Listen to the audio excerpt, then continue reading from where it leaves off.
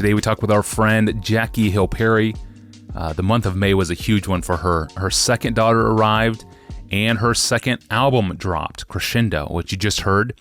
Jackie, thank you for joining us. But first, as we record this, last night we found out that the LA Lakers signed LeBron James. The huge news. That's big news for you. Why is it such big news for you? Because I like LeBron, and it was just so sad to see him lose. Yeah. I do not like Golden State. Like with a passion. It is certainly sad to see LeBron lose in the finals, and I think now we can watch him lose before the finals. You think so?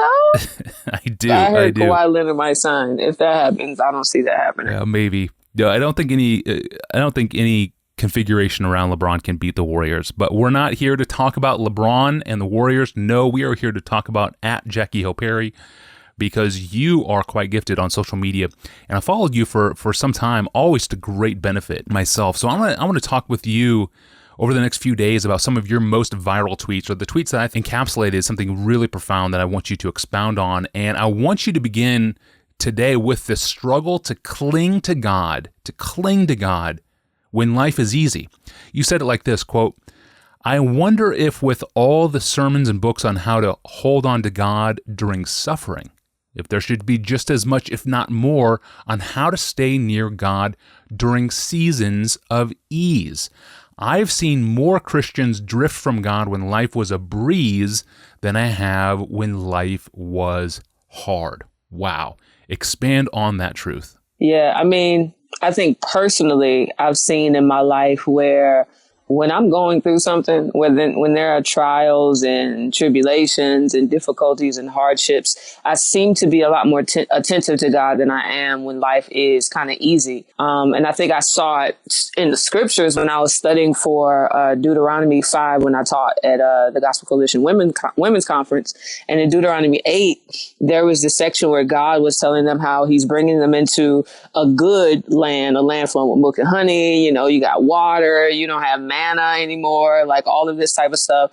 And then God says, take care lest you forget the Lord your God when you enter this good land. And then he says, when you get there, don't assume that all the good stuff is yours. And so I think in essence, that's what we're all prone to do, is that when we enter into seasons where things seem to be abounding, where there seems to be an abundance, where we're not crying a lot, we're not depressed, there's just a lot of joy, everybody's good, your spouse ain't getting on your nerves, your kids are being real obedient, your paycheck is coming in consistently, there's this tendency to just forget about God, to remember that these good gifts are about God, that these good gifts are for God, that these good gifts came from God. And so I think that's what we do as humans. But even Paul, I feel like he has encouraged me personally when I was reading Philippians 4, I think, where he talks about how he's learned to be abased and abound.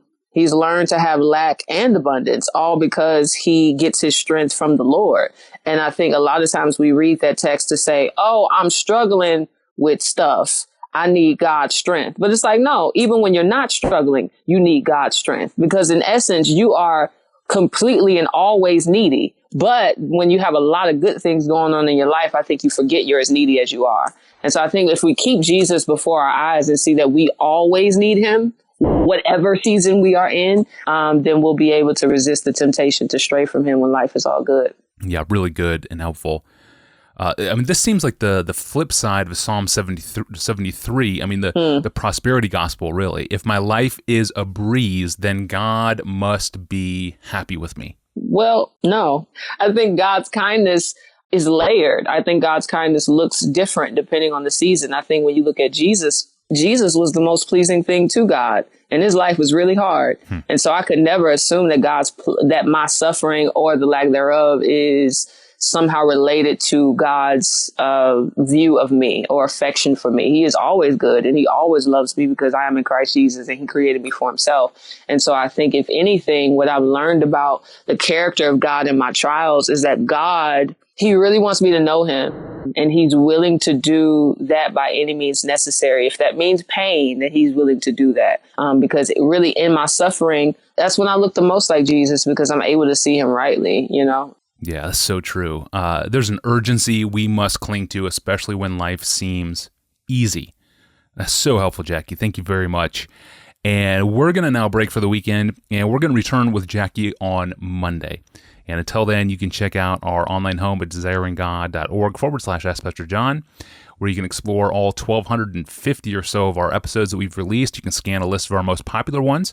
You can read full transcripts, even send us a question of your own. And to get these new episodes delivered to you 3 times per week, subscribe to the Ask Pastor John podcast in your favorite podcast app. We'll be back on Monday to talk about what God is doing in us during our seasons of waiting. Don't miss this one. I'm Tony Reinke. Have a great weekend.